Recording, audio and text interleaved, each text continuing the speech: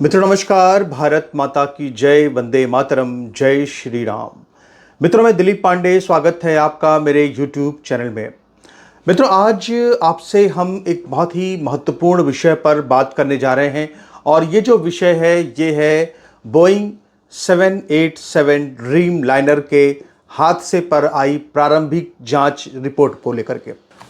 मित्रों aeroplane accident investigation bureau यानी कि AAIB ये एक पूरी कमेटी है जो कि इस पूरे हादसे की जांच कर रही है, जो कि 12 जून को हुआ था। और इस अगर हादसे को की जो जांच कमेटी थी उसमें ब्रिटेन से भी कई एक्सपर्ट शामिल हैं। इसमें जो बोइंग कंपनी है, जो बोइंग है और जनरल इलेक्ट्रिकल जो है उसके यहाँ इसमें कुछ अधिकारी शामिल हैं जांच में। इसके अलावा इसमें एयर इंडिया के अधिकारी शामिल हैं और इसमें कुछ ऐसे ऑफिसर्स भी शामिल हैं जो कि हमेशा विमान यातायात के जो नियामक होते हैं, जो नियम होते हैं, उनकी जांच में काफ़ी महत्वपूर्ण भूमिका निभाते हैं। तो इन सभी जो एक्सपर्ट्स हैं इनको मिलाकर के ये पूरी जो कमेटी थी तैयार की गई थी और ये इसने अपनी जो प्रारंभिक जांच रिपोर्ट है वो दे दी है। ये लगभग 15 पन्नों की जांच रिपोर्ट है और इस जांच रिपोर्ट को लेकर के सबसे पहले जो समाचार छपा, समाचार प्रकाशित हुआ, वो सबसे पहले समाचार प्रकाशित हुआ है अमेरिका के अंदर। और अमेरिका ने इसको इस तरह से समाचार को प्रकाशित किया है कि बोइंग जो है उसको कोई भी क्षति ना पहुंचे, उसकी इमेज को कोई क्षति ना पहुंचे, ताकि उसकी जो यूएस की जो कंपनी है उसका विमान बिल्कुल वैसे के वैसे ही बिकता रहे आराम से, उसे कोई दिक्कत ना हो। इसलिए जो यूएस के न्यूज़पेपर्स हैं उन्होंने इस पूरे के पूरे मामले पर जो समाचार प्रकाशित किया है उसमें उन्होंने जो भारत के जो दो पायलट जो कि इसमें मौजूद थे, एक तो पायलट, दूसरा को पायलट आप जानते हैं उसमें सुमित सबरवाल थे जिनको कि 8000 घंटे से ज़्यादा का अनुभव था आसमान में प्लेन उड़ाने का। तो इसमें जो एक पूरी बातचीत हुई है दोनों पायलट के बीच में उसको बहुत ज़्यादा महत्व दिया गया है। खासकर जो अमेरिका के अखबार हैं उन्होंने ये कहा है कि एक पायलट दूसरे पायलट से ये पूछता है कि क्या तुमने जो फ्यूल कंट्रोल स्विच है उसको ऑफ कर दिया है। वो कह रहे हैं कि क्या तुमने फ्यूल कंट्रोल स्विच को ऑफ कर दिया है। तो अभी इसमें यह खुलासा नहीं हुआ है कि आखिर आवाज़ की पहचान नहीं हुई है कि ये सवाल पायलट ने को पायलट से पूछा या को पायलट ने पायलट से पूछा। अभी इसको लेकर के कोई भी खुलासा नहीं हुआ है। लेकिन जो कहीं ना कहीं जो यूएस की रिपोर्ट्स हैं उन पूरी रिपोर्ट्स ने इस पूरे मामले को कुछ इस तरह से दिखाने की कोशिश की है कि जैसे ये हमारे जो इंडियन पायलट्स हैं ये तो उनकी गलती है, ये तो उनकी गलती की वजह से ये पूरा विमान हादसा हो गया है और 260 लोगों की इसमें मौत हो गई है। उन्होंने पूरे इस जो यूएस है उसने पूरे इस मामले को इस तरह से दिखाने की कोशिश की है। लेकिन अगर इसकी हम गहराई में हम इसकी जांच को अगर हम देखें, अगर हम जो जांच रिपोर्ट को पूरा पढ़ें, जो 15 पन्ने की पूरी जो जांच रिपोर्ट है, और हम इस पूरी की पूरी रिसर्च को और हम गहराई से बारीकी से देखें तो उसमें हमको कुछ बातें समझ में आती हैं जो कहीं ना कहीं जो यूएस के अखबार हैं वो जो जिस तरह के दावे कर रहे हैं उन दावों का पूरी तरह से खंडन करती हुई नजर आती हैं। सबसे महत्वपूर्ण बात यह है कि जो पूरी रिपोर्ट आई है इस पूरी रिपोर्ट में एक बात पहले एकदम क्लियर कर दी गई है और वो बात ये क्लियर कर दी गई है कि कुछ जो यूएस के एक्सपर्ट थे जो कि पहले ये कह रहे थे कि दरअसल इसमें पायलट ने गलती से जो दो वहाँ पे मुख्य तौर पे एक लीवर होते हैं, एक तो होता है आपका कि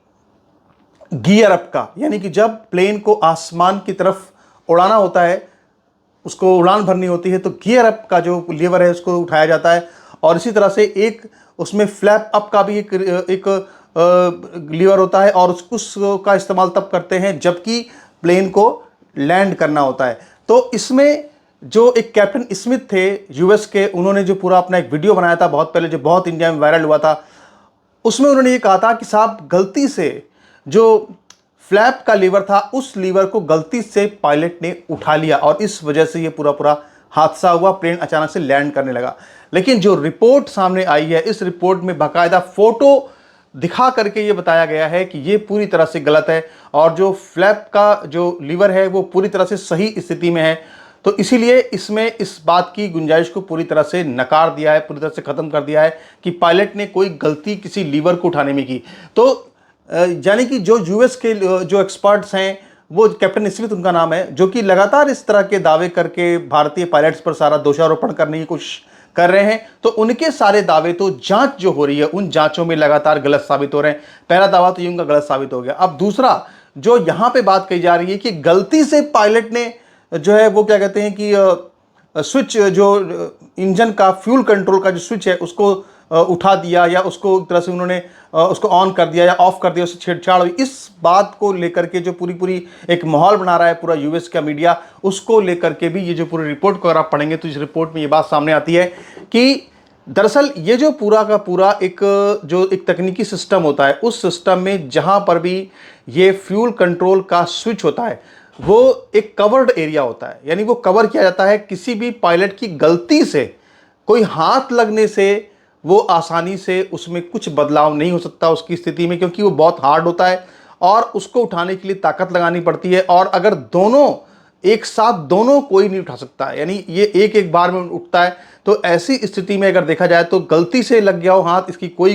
इसकी गुंजाइश कतई नहीं है, ये इसकी बिल्कुल भी गुंजाइश नहीं है, ऐसा नहीं हो सकता है, इसमें कहीं गलती की गुंजाइश बिल्कुल भी नहीं है। दूसरा ये कि जो पूरी बातचीत है उस पूरी बातचीत को कोट करना चाहिए यूएस के मीडिया को, और उसमें यह बताना चाहिए कि जब ये सवाल पूछा गया एक पायलट से कि क्या आपने जो फ्यूल स्विच कंट्रोल है उसके साथ कोई छेड़छाड़ की या उसको ऑफ किया, तो उसमें जो दूसरा पायलट है वो जवाब भी देता है कि नहीं, हमने ऐसा कुछ भी नहीं किया। तो ऐसे में अब जो सबसे प्रमुख बात है वो क्या सामने आती है, तो सबसे प्रमुख बात ये सामने आती है कि जब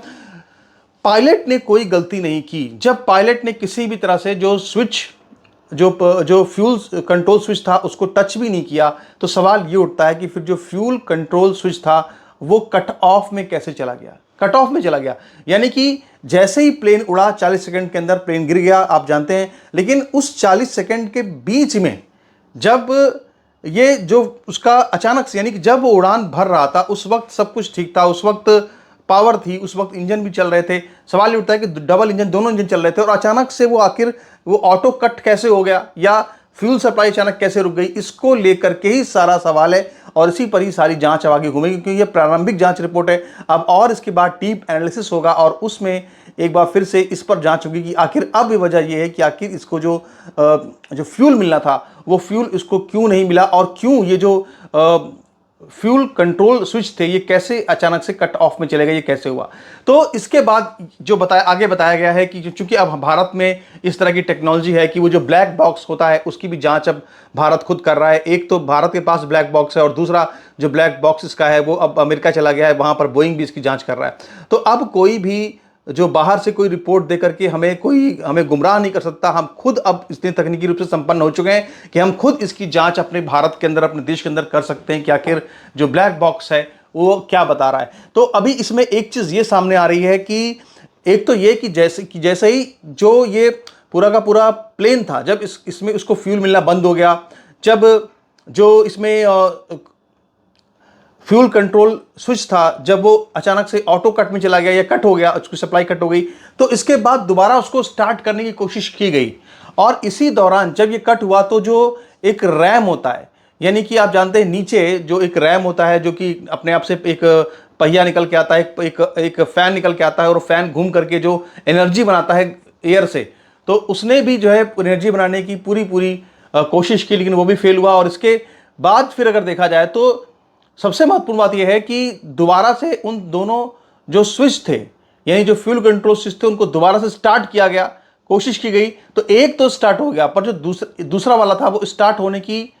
प्रक्रिया में था और इसी दौरान वो ये पूरा हादसा हो गया। यानी कि अगर ये जो विमान था ये थोड़ा ऊंचाई पर होता, अगर ये विमान ऊंचाई पर होता और उसके पास समय होता तो फिर इस बात की गुंजाइश थी कि इस विमान को बचाया जा सकता था। लेकिन सिर्फ 40 सेकंड का समय जो था वो पायलट के पास था, उसके पास बिल्कुल भी समय नहीं था। और इस 40 सेकंड में उसने अपनी तरफ से, पायलट ने पूरी कोशिश की, दोबारा से उसको पावर को ऑन करने की कोशिश की। उसमें से एक इंजन जो था वो ऑन हुआ पर दूसरा फिर भी ऑन नहीं हो सका और यही वजह है कि ये जो पूरा का पूरा हादसा था ये हो गया। अब इसमें सबसे बड़ी बात यह है कि जो इतनी सारी बातें यूएस का मीडिया है पूरी तरह से बोइंग को बचाने में जुटा हुआ है। 11 साल पुराना ये जो विमान था ड्रीम